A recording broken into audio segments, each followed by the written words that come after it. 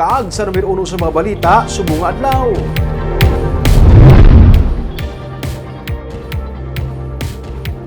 Mga badyaw gikan sa Iloilo City, gindulong na sa taga DSSD Bacolod, papauli sa Zamboanga.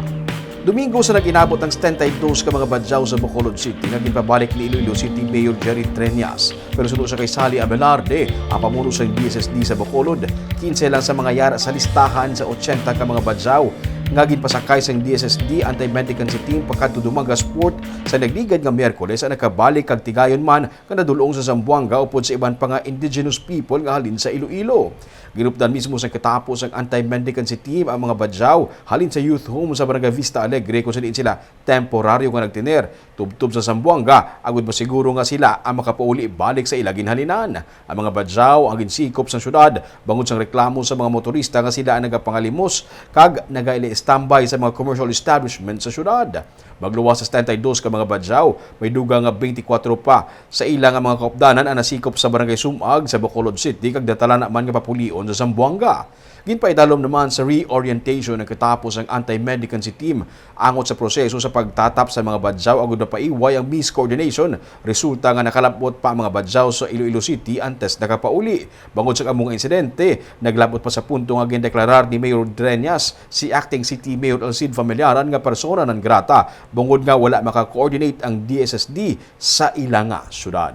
Staff that were ordered nga ipapulion ang mga badyaw.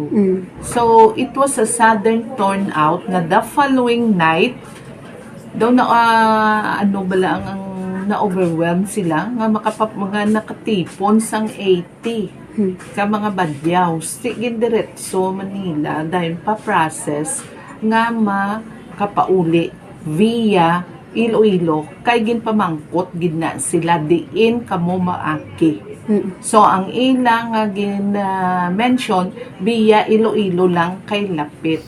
And team members as well as 4 of the PNP staff accompanied 72 of the badyaws from Bacolod going to Dumaguete.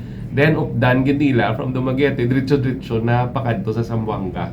So preparations get this time and coordination, lesson learned moving forward. May aragid taga DSSD nga maupod hasta sa Zamboanga and na-coordinate na siya ma'am hasta sa dito sa Zamboanga LGU to ensure